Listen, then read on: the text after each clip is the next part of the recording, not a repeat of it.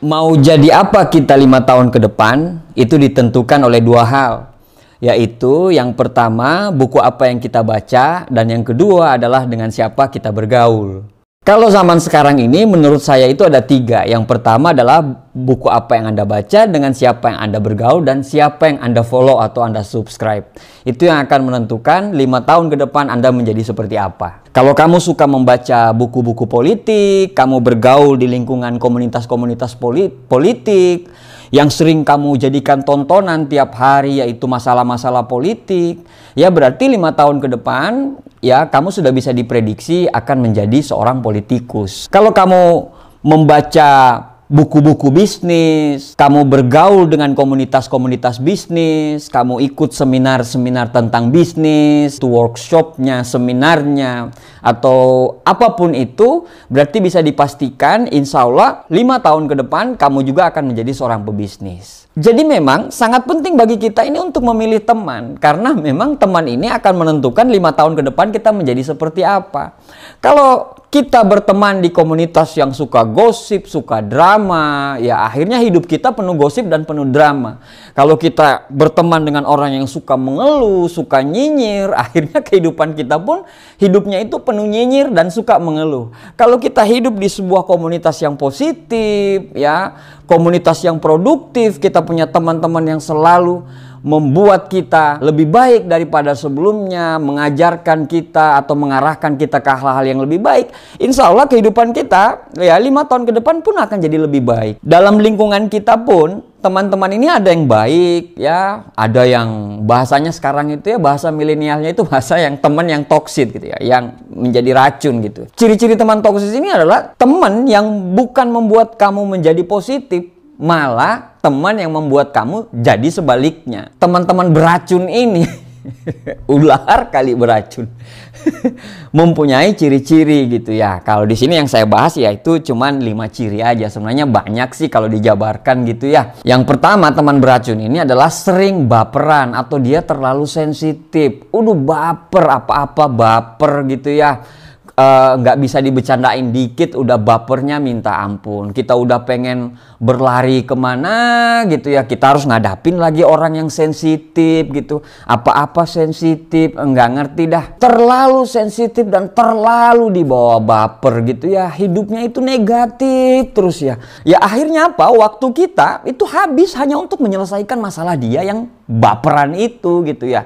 Kita harusnya sudah bisa bicara masalah A, tapi hari itu kita 1 hari penuh kita hanya bicara masalah bapernya dia kenapa, nenangin dia lagi, capek lah. Teman toksit kedua yaitu adalah orang yang munafik, orang yang bermuka dua, di belakang kita ngomongin kita, di depan kita muji-muji kita. Cirinya cuma satu gitu loh. Kalau umpamanya teman itu dia ngomongin temenmu di depan kamu, sangat bisa dipastikan kalau dia akan ngomongin kamu di depan teman yang lain. Pada saat senang pasti ada, tapi pada saat susah dia akan meninggalkan kamu. Karena apa? Karena dia ini oportunis. Kuncinya cuma satu, dia ada kalau dia membutuhkan kamu. Tapi dia nggak akan ada pada saat kamu membutuhkan dia. Yang ketiga adalah tukang kritik. Ya ampun, apa-apa dikritik, baju kita dikritik, kita tweet di Twitter, kita posting di media sosial dikritik, pokoknya tidak ada yang bagus dari kita gitu ya. Dia tidak bisa menerima apa adanya kita. Akhirnya kamu menjadi nggak nyaman gitu. Nah, kebayang kalau umpamanya kita berada di lingkungan atau di sekitar kita yang kita paksakan dan kita tidak nyaman, kita tidak menjadi apa adanya kita tidak menjadi orang yang kita mau, kita harus menjadi orang yang mereka mau, ya kita tidak nyaman gitu.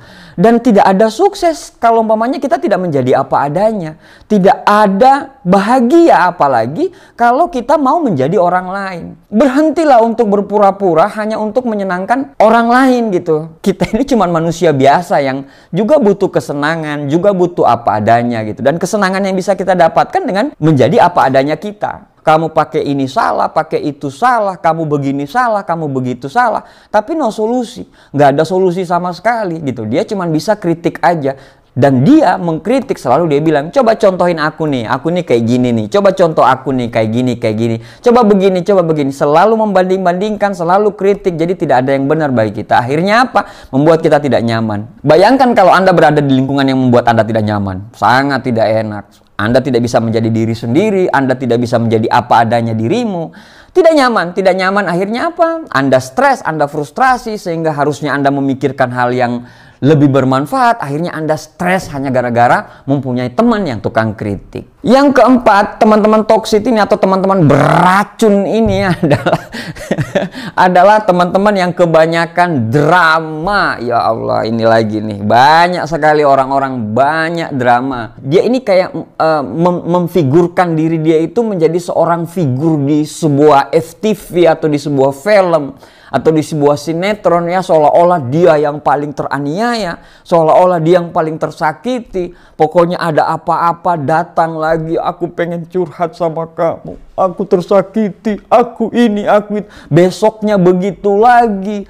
Media sosialnya penuh dengan story-story keluhan, patah hati, dan aduh, teman penuh drama kayak gitu ya capek juga gitu. Ya harusnya kita sudah bisa memikirkan ke depannya, tapi kita harus ketemu lagi dengan dia, mendengarkan lagi dia, mendengarkan keluhan lagi dia.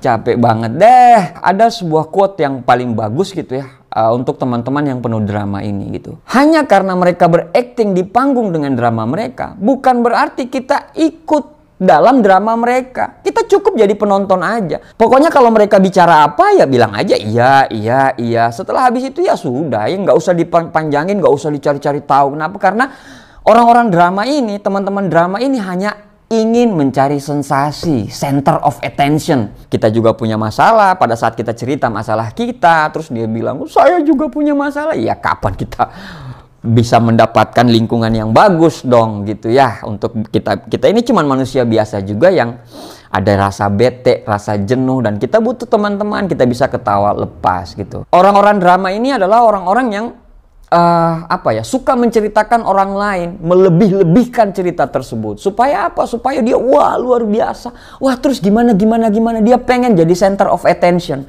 Dia pengen jadi pusat perhatian gitu. Nah orang-orang drama ini bahaya banget gitu ya. Pada saat kita melakukan kesalahan dikit, sampai di sana diceritain oleh teman-teman yang penuh drama ini, ceritanya itu besar banget gitu. Jadi orang-orang begini adalah orang-orang yang harus kita jauhi gitu. Yang kelima, toxic friend atau orang-orang beracun tadi ini adalah orang-orang yang egois gitu ya. Orang-orang egois ini adalah orang-orang yang hanya mau dilayani, hanya mau permintaan dia diikuti, yang hanya mau pokoknya semuanya tentang dia, tanpa mengerti bagaimana masalah kita, tanpa mengerti kondisi kita. Jadi repot sekali gitu ya. Pokoknya cuman dia aja. Dia dan dia dan dia. Dia datang saat dia butuh, tapi pada saat kita butuh dia nggak datang. Dan sangat nggak nyaman berteman dengan orang-orang yang egois. Sangat nggak nyaman gitu. Kita tidak bisa menjadi apa adanya kita. Nah, seperti tadi yang saya katakan, untuk sukses itu dipengaruhi dua hal. Kalau zaman milenial sekarang itu bisa dipengaruhi oleh tiga hal. Buku apa yang Anda baca, dengan siapa yang Anda bergaul, dan siapa yang Anda follow atau siapa yang Anda subscribe gitu. Itu yang akan mempengaruhi semua 5 tahun ke depannya Anda. Nah, saya sudah bercerita tadi mengenai 5 toxic friend atau 5 teman-teman yang perlu Anda hindari gitu ya, supaya Anda 5 tahun ke depan itu menjadi lebih bagus, menjadi lebih produktif, menjadi lebih positif, dan menjadi orang yang sukses ya menurut versi Anda. Karena sukses orang itu berbeda-beda gitu. Apapun sebenarnya kepribadian Anda, ya Anda sangat butuh teman, karena kita ini cuman makhluk sosial. Mau kepribadian Anda itu koleris, melankolis, plekmatis, sanguin, apalagi gitu ya, Anda butuh orang-orang di sekitar Anda untuk tempat Anda bergaul, untuk tempat Anda mencurahkan segala isi pikiran Anda. Mau Anda bilang saya ini introvert, saya nggak butuh teman. Enggak, Anda cuma makhluk sosial, Anda butuh orang-orang sekitar Anda gitu ya. Penting sekali untuk Anda memilih teman. Karena teman adalah orang yang menentukan 5 tahun ke depan Anda menjadi apa. Teman yang baik adalah orang yang selalu membuat kamu menjadi apa adanya kamu, mencintai kamu apa adanya, selalu membuat kamu nyaman, selalu membuat kamu bertumbuh, dan teman yang selalu membuat kamu bahagia. Kalau teman-teman sekitar kamu tidak bisa membuat kamu bahagia, tidak bisa membuat kamu jadi apa adanya, tidak bisa memotivasi kamu, tidak bisa membuat kamu produktif, tidak menjadikan kamu positif, malah berteman dengan mereka kamu malah makin amburadul, makin hancur, makin jauh dari agama, makin jauh dari Tuhan, makin jauh dari kesuksesan, mata kuliahmu berantakan dan semua. Sebaiknya mulai dari sekarang kamu mulai memilih teman, mana teman-teman yang bisa membuat kamu bertumbuh. Sebaiknya teman-teman beracun tadi kamu mulai pilih dan kamu mulai seleksi mana yang bisa menjadi teman kamu dan mana yang kamu harus jauhi menjadi teman.